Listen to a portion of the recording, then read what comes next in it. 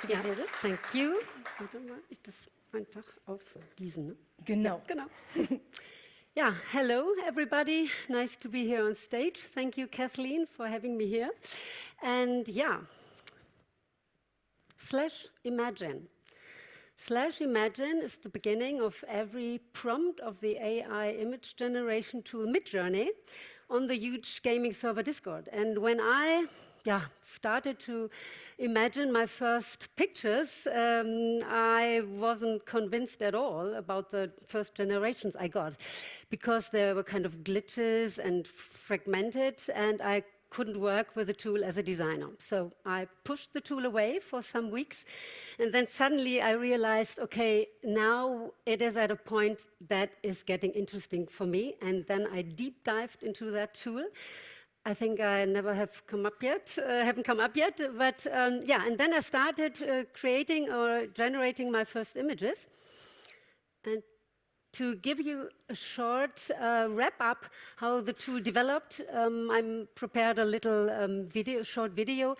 You see on the right side the prompt. That is the prompt for every version. I then generated version 1 from 2022 up to now to version 7 in 25. We have a look. It's kind of morphing video. And round about version 4, which you will see in a second, then I realized, okay, now it's getting in the kind of aesthetic that I could work with, even though that looks like a more gamification character.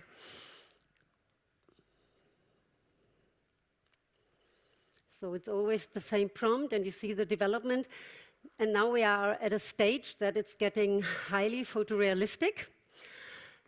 And to be honest, I mean, that's cool for some reasons to get those results, but it's of course also a danger, as we all know, the possibility, Eva said this before, of the possibility of deep faking people. So for me as a digital creator, I'm more interested into creating kind of surrealistic fantasy worlds that I don't want to deceive people, so I'm more into kind of creating special looks. As you see here, to be honest, I'm very deep into kind of high glossy surfaces. I really like it very much. And so this, to be honest, was a series that was made by another picture as a style reference. And this other picture was randomly generated. And I liked the look, and so I took this as a style reference and created this series. The next one also very high glossy. I guess I have a kind of fetish with it, I don't know. But I mean, you see the color combination is quite attractive, this pink and mint, and the combination of French or patisserie combined with body fragments. It's special, it's a bit sexy probably, but imagine having a patisserie and using those pictures for advertisement. I think you would, the people will remember you. Another different earlier series is this one. This is matte, as you see.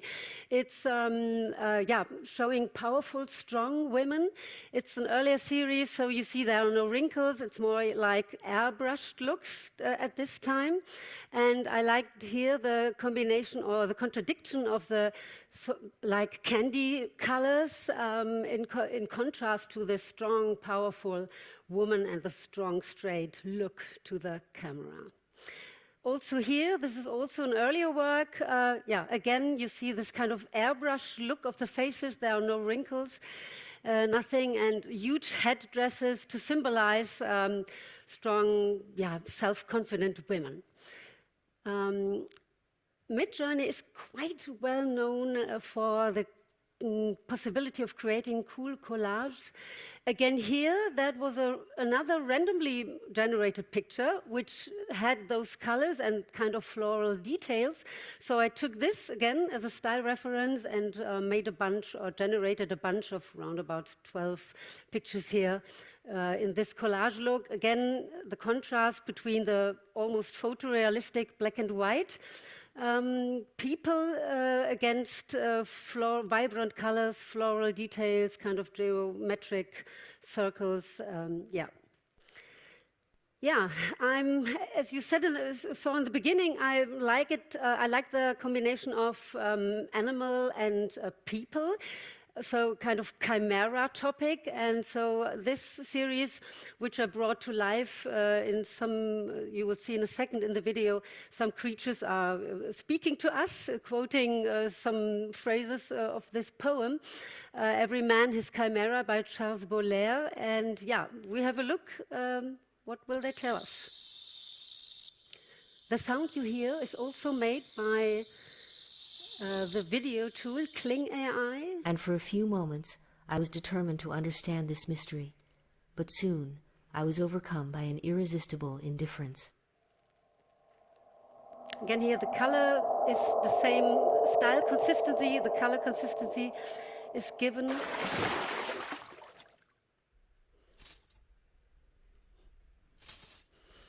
Each of them carried a huge chimera on his back, as heavy as a sack of flour or coal, or like the armor of a Roman foot soldier.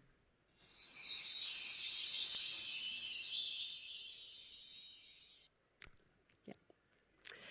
So, for me as a designer, of course, I asked myself several times, okay, what will this mean for my job?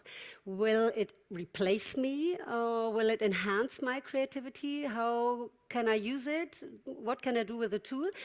To be honest, for me, the last thing is the case. It will enhance my creativity. I take it as a kind of channel, and I'm still fascinated by the possibility to have something in my mind, kind of vision, scenery or something, and then just by a text prompt to get it into a picture. And that is still fascinating me until today, as you see. And yeah, so I'm also, I'm testing different things, different kinds of what can I generate. And as you see here, I trained my own small flux model from Black Forest Lab, as you probably know. And I took 12 pictures to train this model, and just by putting a trigger word into the prompt, I immediately get a picture with me as a person. And then I thought about, okay, what can I do with it? And then I thought about the experiment to prompt my whole life, and just, starting from me as in the childhood, as a toddler, kind of, and then, into the future as an old lady. And the thing is, my father died very early, at the age of 38. 38, I was just 11, and so I have always questioned about how old will I get. Now I survived him, obviously, as you see. And I always ask myself, how old will I get, under which circumstances will I be, how will I live? And so I prompted my life, and you will see how this is ending, hopefully.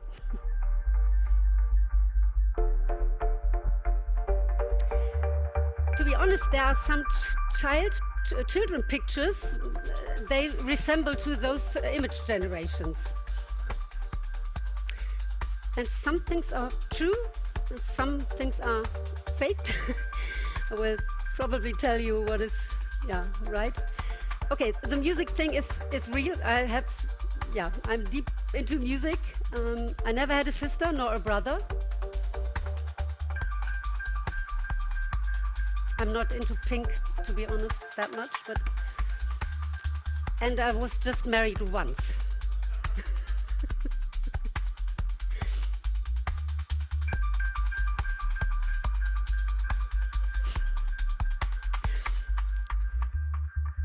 So now we are at, coming to my future then.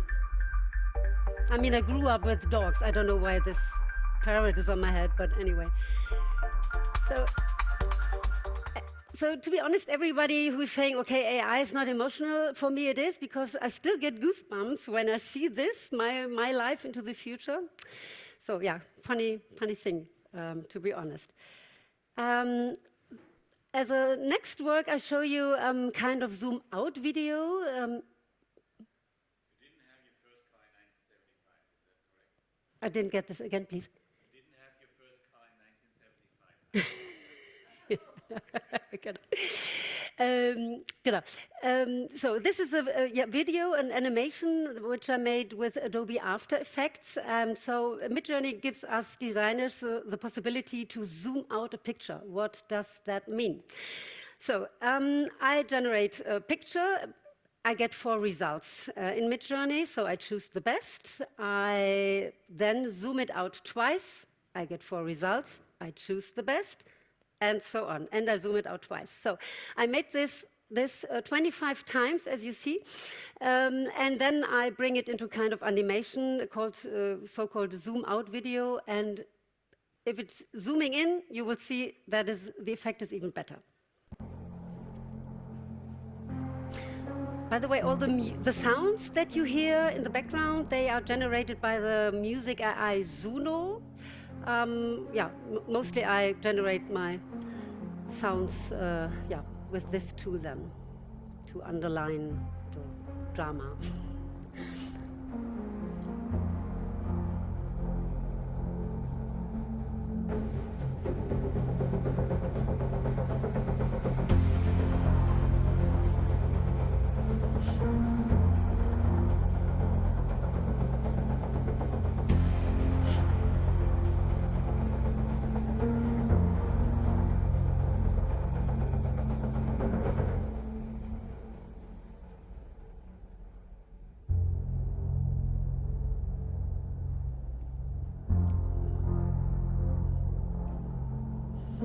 There we are.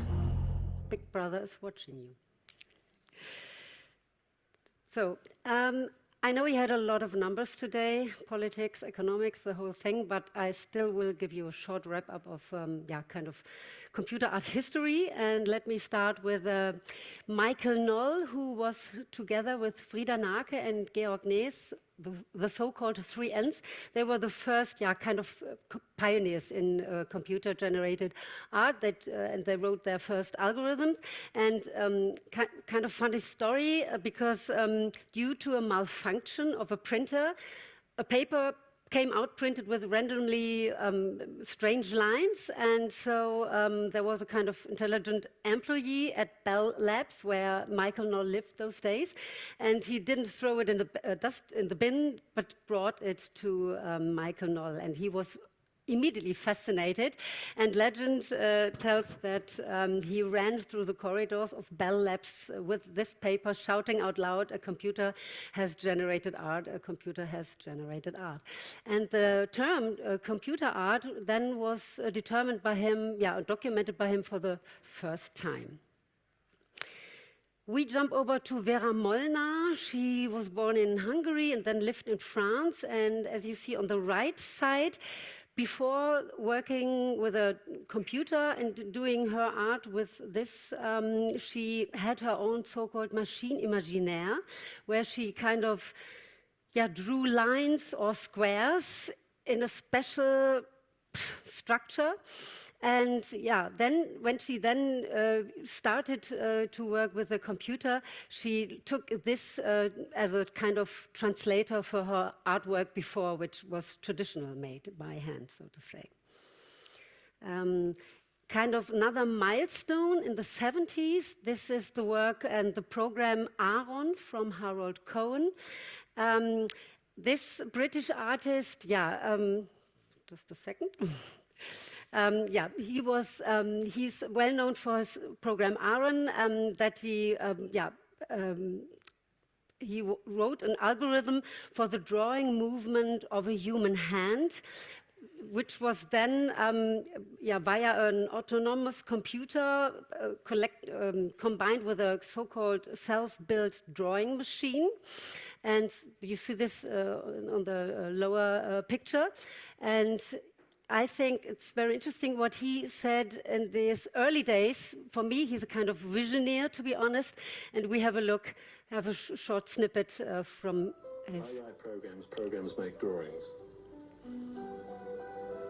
Drawings are made completely by the computer. This isn't a case of computer-aided art making. Harold Harold Cohen has been an artist and computer scientist for over 20 years. Creativity is a relative term. Clearly the machine is being creative, the program is being creative to the degree that every time it does a drawing that nobody's ever seen before, including me.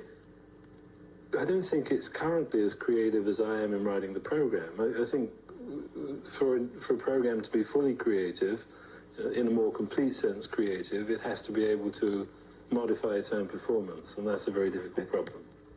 Yeah. I mean, that was, I think, in the end of 60s, early 70s, where he said this, and he, even there, at this time, he understood himself or his work with the collaboration of the machine.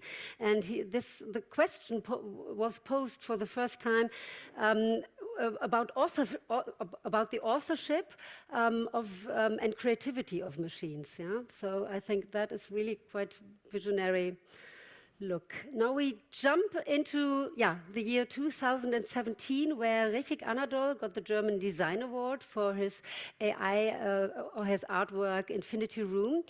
And he, with his team, they are training a huge AI machine, so to say, by collecting and training, taking training data with billions of different, mostly free accessible pictures from the internet.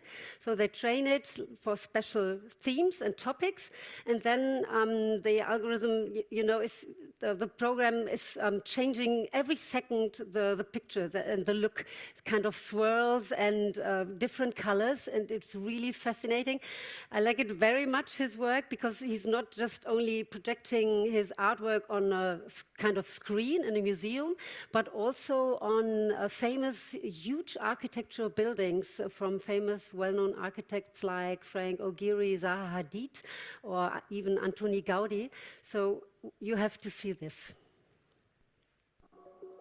When I do art since day one, my intention is to make art for anyone, any age and any background, any culture. And I'm trying to find the language of humanity. AI means there may be a danger for humanity. AI means privacy and the free will for humanity can be on stake. But in the meantime, AI can be bringing us a possibility to do things that we couldn't do before. You see, he's also looking at the kind of dangerous side of the medal. Yeah, he's also talking about this. As we already heard the whole day, it's our thing that we shape the future, and that we, find a good way for us to deal with it, to use it as a cool, challenge and work with it.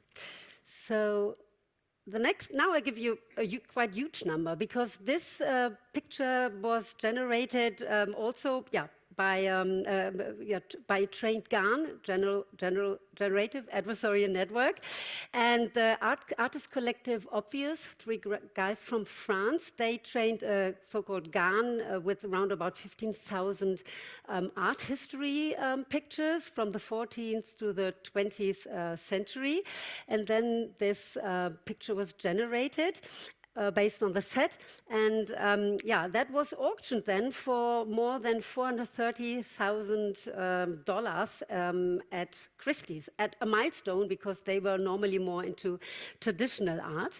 So another little side note here: the title of this picture is Edmond de Bellamy, and this is a tribute to Ian Goodfellow, the inventor of GANs, in French, Bel Ami. Ian Goodfellow, good friend, so this is a funny side note.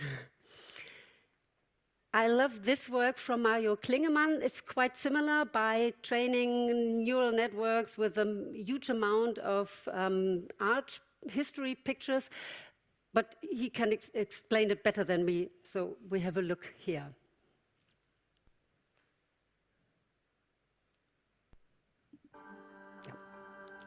Memories of Passers-by is a machine that I created that will keep on generating portraits of non-existing people forever. And it can do that because it uses a collection of neural networks, and in this case I used portraits painted by the great masters from Western European art history. And yes, so now the machine is in this in a cycle where it continuously creates new faces that start changing, that fade away, and it observes itself and creates a feedback loop. It's not a rendered video or a curated print or curated images that I pre-selected. It is doing it at that moment, which is a risky thing because it's a system where you have only a certain amount of foresight what it might do.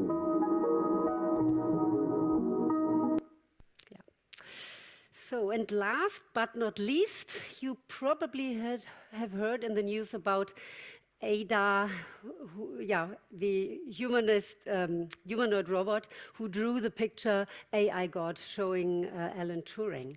And not even that it is, kind of AI image, it was even made by a humanoid robot. I think it's kind of spooky, to be honest, but it's like a car accident. You look and you don't look. I don't know. It's funny. And we listen to her. The humanoid robot artist, and I create art to encourage discussion over new technologies. I would like to tell you about my portrait series called AI God. I have created a series of 5 portraits that make a poetic, which explore the legacy of AI, with portraits of Ada Lovelace, Alan Turing, and myself, through the lens of technological transformation over time.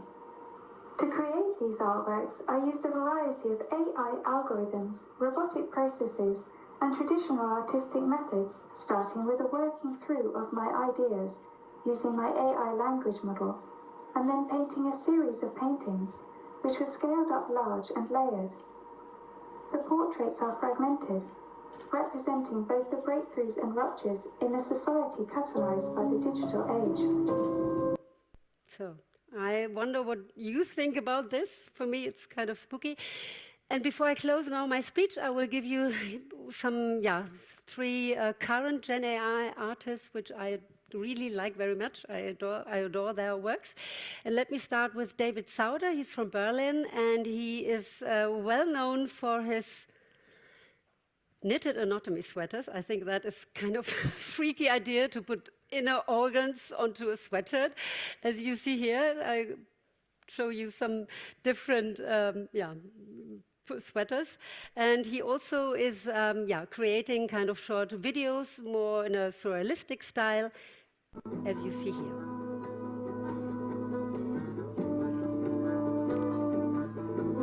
Sometimes they morph into each other, or that he just put one sequence after the other.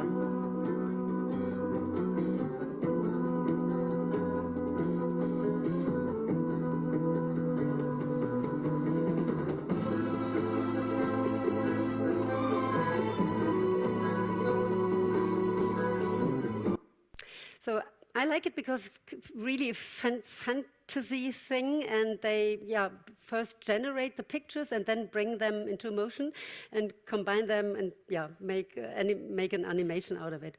The next one is IM.AI from Singapore. He also is creating short videos by the so-called first frame, last frame feature.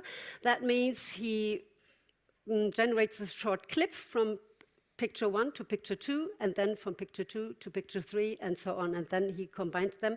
What I like about his work is the Tatsache, thank you, the fact that he is also choosing topics where he is criticizing societal problems, as you see here.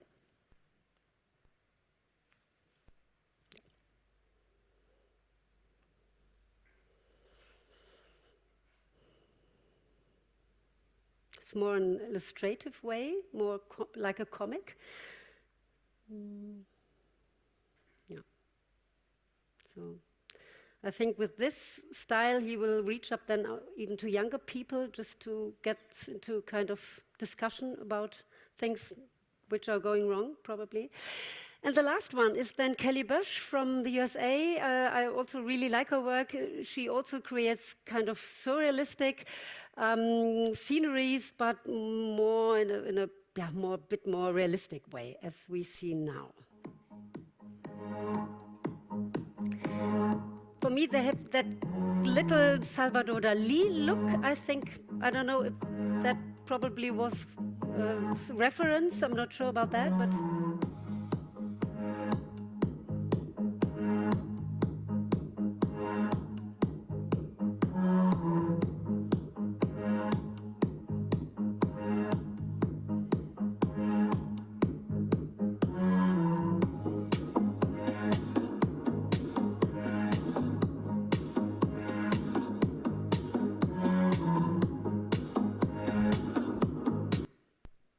So, that was it. And now I want to ask you, imagine our future, your future.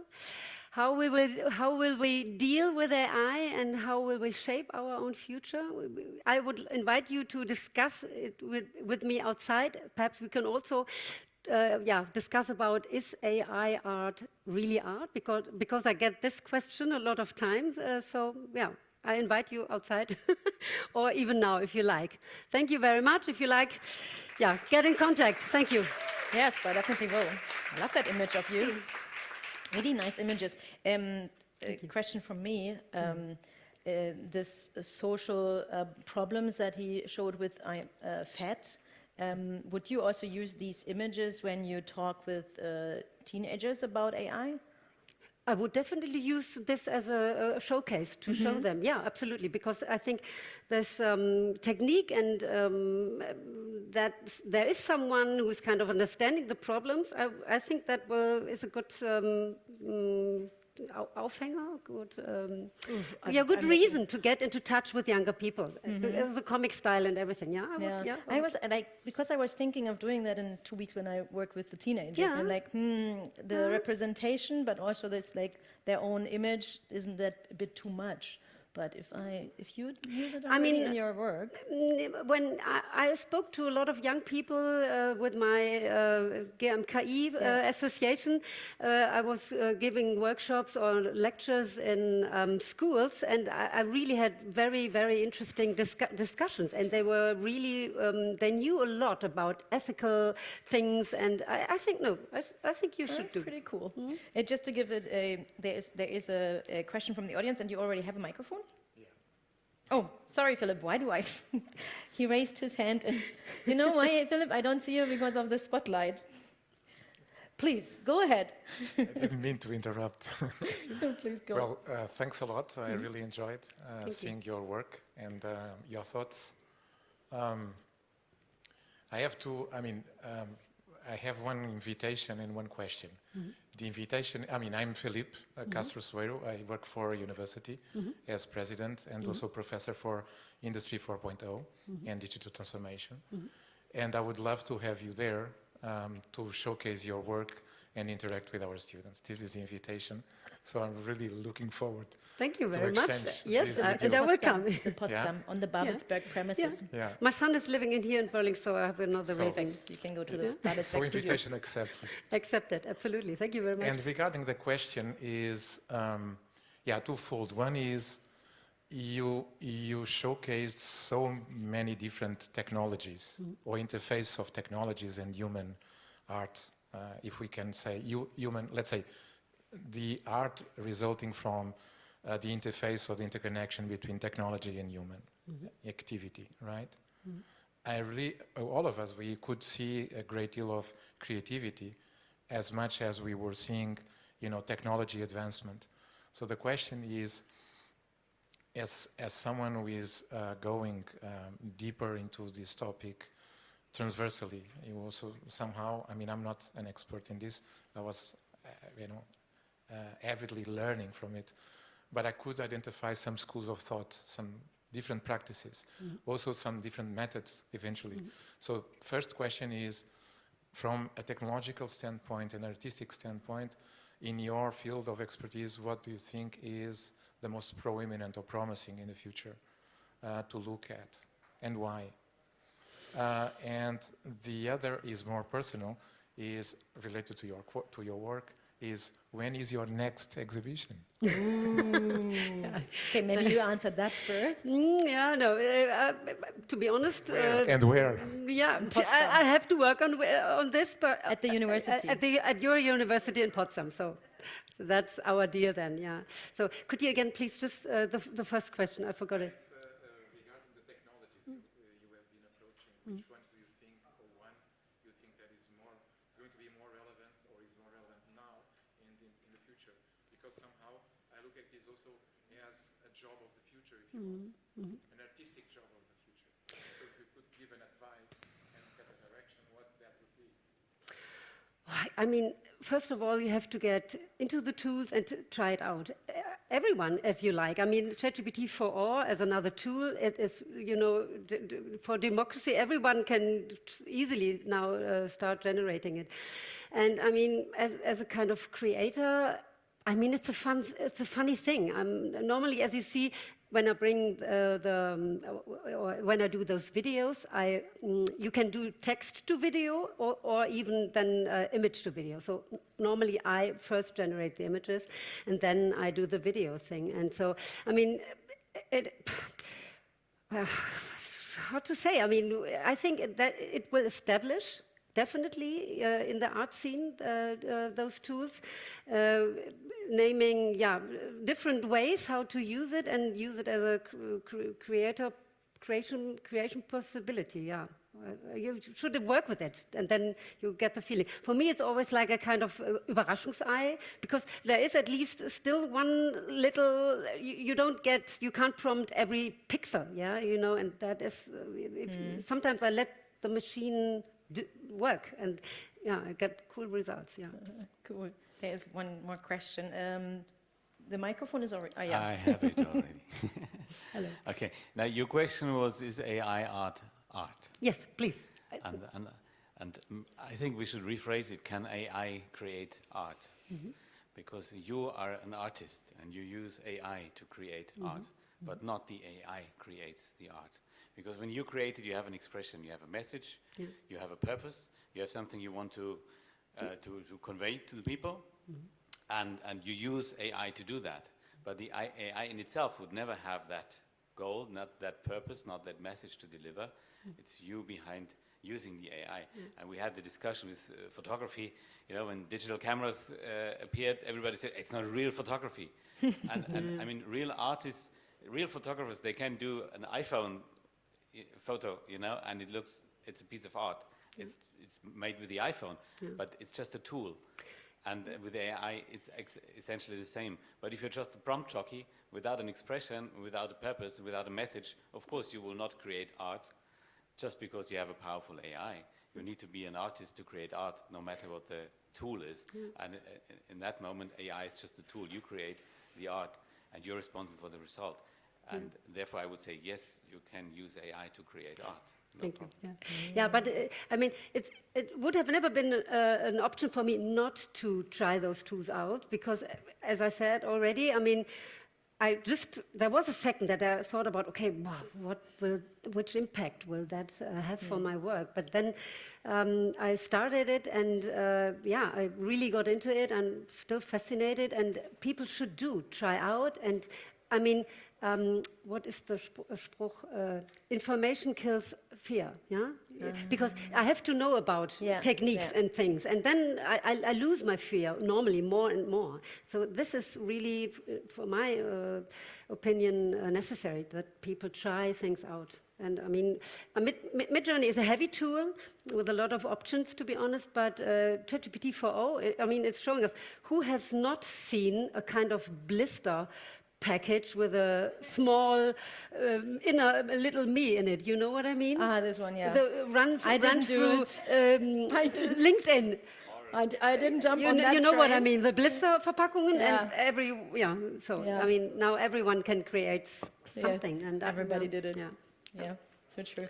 Just to give you an insight, Refik Anadol was here in Berlin and at the König Gallery. He did this like when he was on in front of that, gigantic frame there. It was in Dubai and in Berlin. And in Berlin, he added the live footage of the Berlin wind, so that the image was more thing with the wind of Berlin. Yeah. Berlin has a lot of wind. Oh, cool. Luckily, I was there when he had his birthday, so he was there. Oh, good. We could talk about this. I like his work, absolutely. Good. I would say thank you so much for coming. I love these conferences because I get to know so fascinating people, not just Refik Anadol, but also you, Stefanie Krüll. Thank you very much, Kathleen. Love to be here on stage. And we have to actually, you have to join me in inviting everybody to the main stage because Fabian is giving some last words, and I think it's already, I'm assuming he already started. Yeah. Okay. Yeah, it started now. So let's go over. Thank you so much. Thank you. Thank you. And thanks to the tag team. Applause. Yeah, tag team. Thank you. And Fabienne, who helped in the room.